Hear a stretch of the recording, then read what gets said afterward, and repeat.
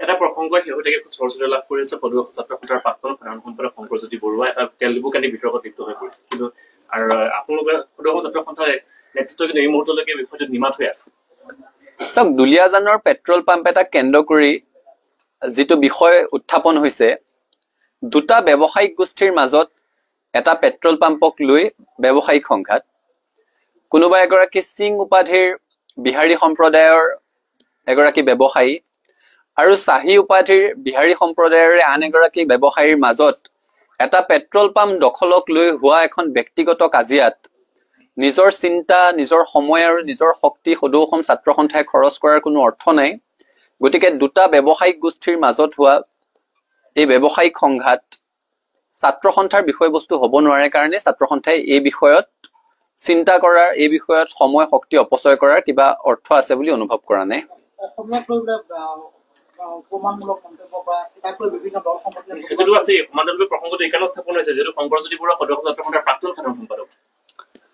যিগৰাকী ব্যক্তিৰ কথা আপোনালোকে উল্লেখ কৰিছে, তেখেত সদৌ অসম ছাত্ৰ সন্থাৰে এগৰাকী সদস্যাক বিয়াৰ প্ৰলোভনেৰে যৌন শোষণ চলোৱাৰ অভিযোগত অভিযুক্ত হৈ ছাত্ৰ সন্থাৰ মজিয়াৰ পৰা বহিষ্কাৰ হোৱাৰ ভয়ত ছাত্ৰ সন্থাই এৰি যাব লগা হৈছিলে। গতিকে ছাত্ৰ সন্থাৰ এগৰাকী সদস্যাক যৌন শোষণ চলোৱাৰ অভিযোগত যিগৰাকী ব্যক্তি অভিযুক্ত, ছাত্ৰ সন্থাৰ সেই সদস্যগৰাকী এতিয়াও সংগঠনটোত আছে।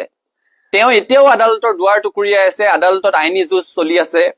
এতিয়াও সদৌ অসম ছাত্ৰ সন্থাই সেই ঘটনাৰ সন্দৰ্ভতে গঠন কৰি দিয়া 10জনীয়া তদন্ত সমিতিয়ে প্ৰথম প্ৰতিবেদন দাখিল কৰিছে, দ্বিতীয়খন প্ৰতিবেদন দিবলৈ এতিয়াও বাকী আছে, য'ত সেই ব্যক্তিগৰাকীৰ সন্দৰ্ভত কেতবোৰ গুৰুতৰ অভিযোগ উত্থাপন কৰা হৈছে। গতিকে ছাত্ৰ সন্থাৰ এগৰাকী সদস্যক বিয়াৰ প্ৰলোভনেৰে সৈতে যৌন শোষণ চলোৱাৰ অভিযোগত অভিযুক্ত এগৰাকী ব্যক্তিৰ সপক্ষে ছাত্ৰ সন্থাৰ স্থিতি থকাৰ কোনো প্ৰশ্নই আহিব নোৱাৰে। আৰু সেইকাৰণে ছাত্ৰ সন্থাই তেখেতৰ সপক্ষে স্থিতি ল'ব বুলি আশা কৰাটোও অনুচিত। কাৰণ আমাৰ ঘৰৰ এগৰাকী ছোৱালী, সেই ছাত্ৰীগৰাকীৰ মাকে কৰা ফোনটো, সেই ছাত্ৰীগৰাকীৰ মাকে সময়ে সময়ে আমাৰ সৈতে পতা কথা বতৰাবিলাক আমাৰ মনত এতিয়াও বিধি থাকে যে মোৰ ছোৱালীজনীক আচু কৰিবলৈ পঠিয়াইছিলো, তাইৰ লগত কিয় এনেকুৱা হবলৈ পালে, তোমালোকে তাইক ন্যায় দিব নোৱাৰিলা। সেই ছাত্ৰীগৰাকী আজিও ছাত্ৰ সন্থা কৰি আছে। দেখিছো বহুতে ছাত্ৰ সন্থাৰ এই সন্দৰ্ভত এটা স্থিতি আশা কৰিছিলে, কিন্তু নিজৰ ঘৰৰ এগৰাকী সদস্যাক যৌন শোষণৰ অভিযোগত অভিযুক্ত এগৰাকী ব্যক্তিৰ সপক্ষে ছাত্ৰ সন্থাই স্থিতি লোৱাৰ কোনো প্ৰশ্নই আহিব নোৱাৰে। এই সন্দৰ্ভত বহুজনে আমাক সমালোচনা কৰাও পৰিলক্ষিত হৈছে। সামাজিক মাধ্যমত বিভিন্ন ধৰণৰ কথা বতৰা আলোচনা হৈছে। সকলোৱে নিজে এবাৰ সেই কথাটো উপলব্ধি কৰিলেই হ'ল, নিজৰ ঘৰৰ এগৰাকী যুৱতী, নিজৰ পৰিয়ালৰ এগৰাকী সদস্যা, আৰু কেৱল প্ৰেমৰ সম্পৰ্ক নহয়, বিয়াৰ প্ৰলোভনেৰে সৈতে যৌন শোষণৰ অভিযোগত অভিযুক্ত। তেনে প্ৰেক্ষাপটত সদৌ অসম ছাত্ৰ সন্থাই সেইগৰাকী অভিযুক্ত ব্যক্তিৰ প্ৰতি কোনো ধৰণৰ অনুকম্পা দেখুওৱা, কোনো ধৰণৰ স্থিতি প্ৰকাশ কৰাৰ কোনো প্ৰশ্নই থাকিব নোৱাৰে। আৰু ছাত্ৰ সন্থাৰ পৰা সেইটো আশা নকৰিবলৈহে সকলোকে অনুৰোধ জনাইছো।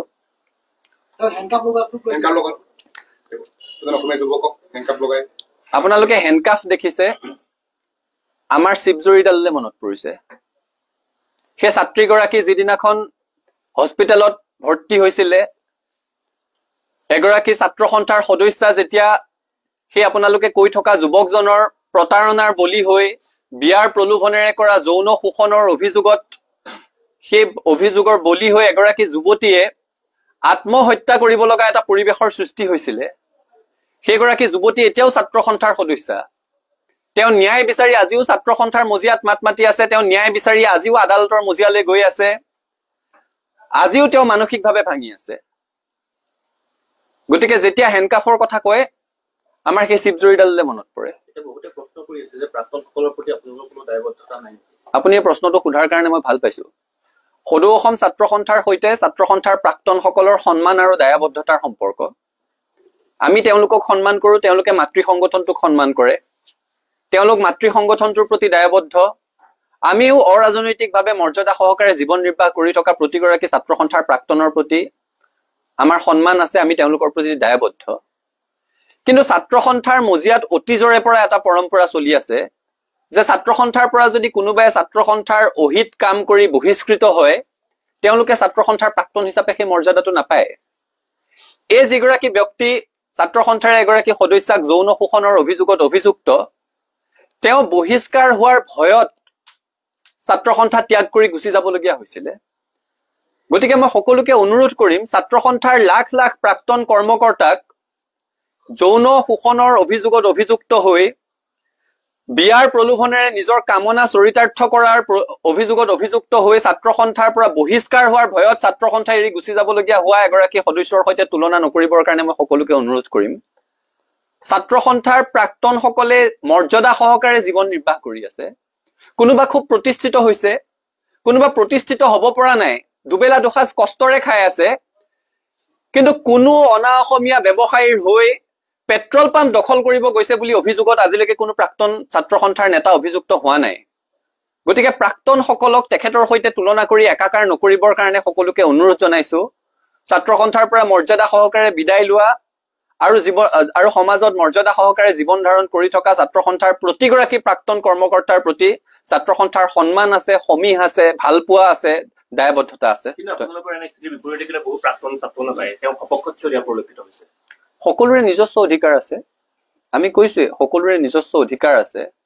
ছাত্ৰ সন্থাৰ বৰ্তমান আমি নেতৃত্বত আছো। এগৰাকী ছাত্ৰ সন্থাৰ সদস্যা সেই ব্যক্তিগৰাকীৰ বিয়াৰ প্ৰলোভনেৰে যৌন শোষণৰ অভিযোগ তুলিছে।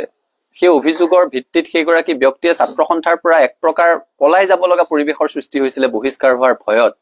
তেনে প্ৰেক্ষাপটত ছাত্ৰ সন্থাই তেখেতৰ হৈ স্থিতি লোৱাটো অনুচিত আৰু ছাত্ৰ সন্থাৰ পৰা সেইটো আশা নকৰিবলৈ সকলোকে অনুৰোধ জনাইছো। বাকী আন কাৰ কি স্থিতি আছে, এখন গণতান্ত্ৰিক দেশত সকলোৰে স্থিতি লোৱাৰ অধিকাৰ আছে।